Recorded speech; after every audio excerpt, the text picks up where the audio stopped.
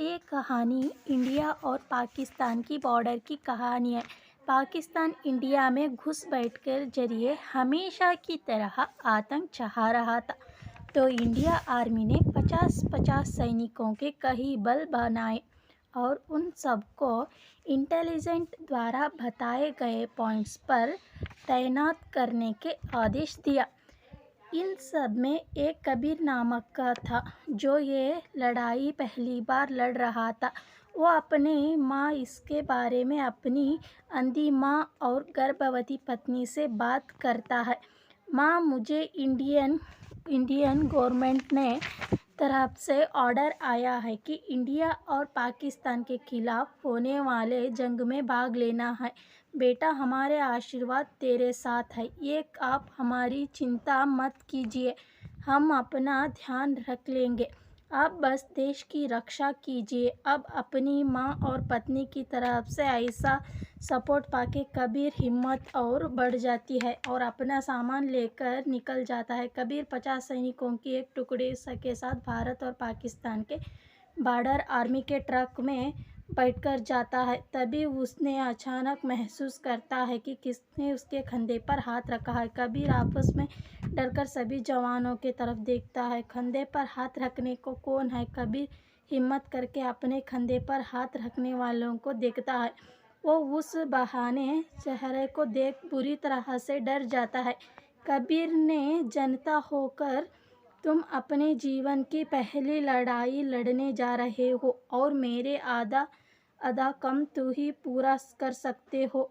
मगर तुम कौन हो और मैं तुम्हारे लिए क्या कर सकता हूँ? मैं कौन हूँ और तुम्हें मेरा क्या काम करना है वो मैं तुम्हें वक्त पर बताऊँगा। मगर तुम मेरी ये बात बोली नहीं है, याद रखना। हाकि टिकट है। कबीर के इतना कहने पर वो भयानक आदमी वहाँ से गायब हो जाता है। तभी ट्रक गाड़ी पर आकर रुकता है और आर्मी के सभी जवान ट्रक से उतरते हैं। कबीर भी ट्रक से उतरता है। घाटी का नज़ारा देखकर मन ही मन सोचता है, कितनी सुंदर जगह है, ये लड़ाई क्यों है? तभी वो आत्मा दोबारा से कबीर के पास आकर उसने कहती है, पाकिस्तान इस जगह लायक नहीं है और तुम ऐसा कभी नहीं होने दोगे। कबीर उस भयानक चेहरे की तरफ पलटकर देखता है। उसे ये दर्दनाक झटका लगता है कि उस आत्मा सिर्फ चेहरा कबीर से बात करता है, उस आत्मा का पूरा शरीर नहीं है। कबीर जब तक किसी से कुछ कहता तभी कमांडो का ऑर्डर आता है, जवान, इंडियन इंटेलिजेंस के तरफ से हम इसी लोकेशन का ऑर्डर मिला है। यह घाटी जनता सुंदर है, उतनी ही खतरनाक है, क्योंकि यहाँ आप सब आतंकी कहाँ से भी हमला कर सकते हैं। ये जानकर बहुत मुश्किल होगा जा रहा कितना है कि ये भी टीम में दौड़ करना होगा। और सर, वही कबीर के चेहरे पर भी चमक आ जाती है, लेकिन साथ ही साथ इसका ध्यान उस आत्मा पर भी जाती है जो उसके पीछे पकड़ है, जिसे वो जनता ही नहीं है। तभी कमांडो टीम को डिवाइड करना शुरू करते हैं। 5-5 जवानों के 10-10 टुकड़ियों तरवाए करते हैं। घाटी पर घाटी के अलग अलग हिस्सों भेजा दिया है। कबीर जिस टुकड़ी के हिस्से में है वो वहाँ पर जवानों से बात करता है। तुम लोगों, ये पहली लड़ाई है नहीं, मैं इस पहले 2 बार लड़ाई जीत चुका हूँ। मेरा तो 5 बार है, मैं तो 5 बार लड़ाई जा चुका हूँ। मैं भी इससे पहले 2 लड़ाई कर चुका हूँ। सभी आखिरी बचा हुआ जवान के जवाब का इंतज़ार करते हैं, मगर वो जवान इन सब बातों को कहीं इंटरेस्ट नहीं दे रहा था। तभी कबीर ने सोचा कि वो जवान ने कहता है, मुझे इन सब बातों पर इंटरेस्ट नहीं, काम की ओर ध्यान दो। कर वो अपने टेंट में जाकर घुसता है। तभी शाम होने पर कबीर ने घूमने के लिए बाहर जाता है। जंगल में अचानक डरावनी शब्द आने लगता है और तूफानी छूटता है। कबीर ठहरने वक्त पर एक अचानक शब्द सुनाई देता है और वो चलते चलते बिना डरे आगे बढ़ता है।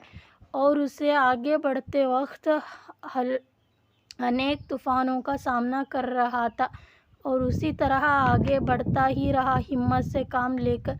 तभी उसे एक अचानक की और से ज़ोर शब्द आना शुरू हुआ। फिर भी वो अपना हिम्मत ना तोड़ते हुए आगे बढ़ता रहा था।